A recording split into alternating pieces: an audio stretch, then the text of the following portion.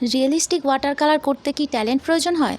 যদি তোমার উত্তর হয় ইয়েস, আমি বলবো ইউ আর রং।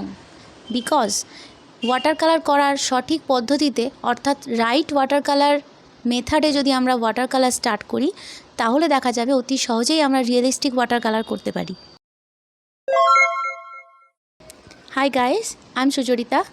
আজ আমি শেয়ার করব water colour demo the beautiful landscape. আর শুধু ভিডিও দেখবেই না, তার সঙ্গে সঙ্গে তোমায় করতে হবে ওই একই স্টাডি।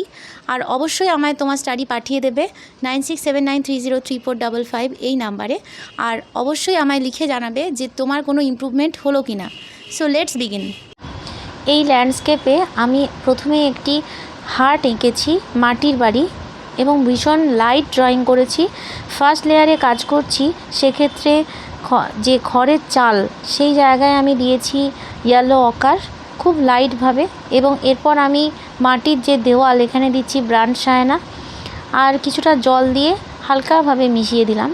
এখন আমি কিছুটা ব্যাকগ্রাউন্ডের কাজ করব। প্রথমে স্যাপ গ্রিন ইউজ করছি, স্যাপ গ্রিনের সঙ্গে এখানে আমি ক্রোম ইয়েলো ইউজ করে আস্তে আস্তে ব্যাকগ্রাউন্ডে একটা এফেক্ট দেওয়ার চেষ্টা করছি ফার্স্ট লেয়ারে। ঠিক এইভাবে আলতো করে জল দিয়ে আমি মিশিয়ে দিচ্ছি। এরপর আমি গ্রাউন্ডে কাজ করছি, এখানে কিছুটা ইয়েলো অকার কিছুটা ব্রান্ড সায়না মিক্স করে আমি এখানে হালকাভাবে কাজ করলাম। এরপর আমি আবার চলে গেলাম ব্যাকগ্রাউন্ডে, কিছু কিছু এফেক্ট দিলাম। এবার আমি সেকেন্ড লেয়ারে কাজ করব। তখন অবশ্যই ফার্স্ট লেয়ারের কাজ যাতে একদম ড্রাই হয়ে যায়নি এটা দেখতে হবে, এবং কিছু কিছু ব্রান্ড সায়নার একটু ডার্ক টোন বানিয়েছি, সেটা দিয়ে আমি অ্যাপ্লাই করছি। এবং ইয়েলো অকারেরও কিছুটা ডার্ক টোন বানালাম, ইয়েলো অকার এবং ব্রান্ড সায়না মিশিয়ে আমি গ্রাউন্ডে কিছু কিছু এফেক্ট দিচ্ছি। যেহেতু গ্রাউন্ডটা এখানে একটু আপ অ্যান্ড ডাউন আছে, সেটাও আমায় ওই ব্রাশের স্ট্রোকেই বোঝাতে হবে।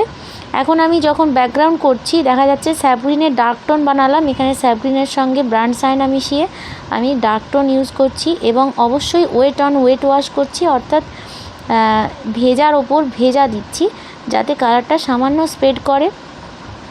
এখন আমি কিছুটা বাইরের দিকে যে গাছ আছে ঘরের পেছন দিকে, সেই ব্যাক সাইডের গাছগুলো একটু এফেক্ট দিচ্ছি। কখনো গ্রিনেরও বিভিন্ন শেড বানিয়েছি, এখানে ইয়েলো অকারের সাথে স্যাপগ্রিন মিক্সড করে এই শেডটা পাওয়া গেছে।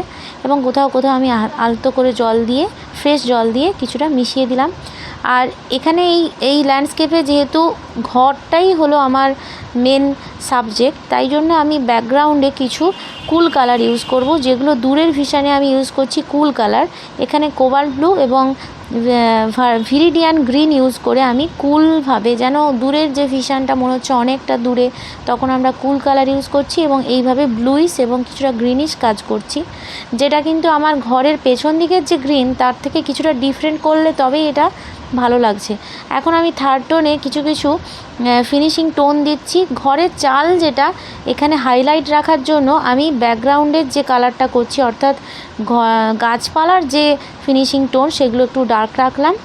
আর অবশ্যই এখন আমি যে ঘরের পেছন দিকের যে জায়গাগুলো একটু একটু গাছপালা, এই পাতা, এগুলো দেখানোর মতন ঠিক ওয়াটার কালার ইফেক্টে দেখাচ্ছি। এর সঙ্গে এখন আমি আমার ব্রাশটাকে কিছুটা পেনের মতো ইউজ করছি, যাতে আমি এই যে গাছগুলোর একটু ফিনিশিং টোন দিতে পারি।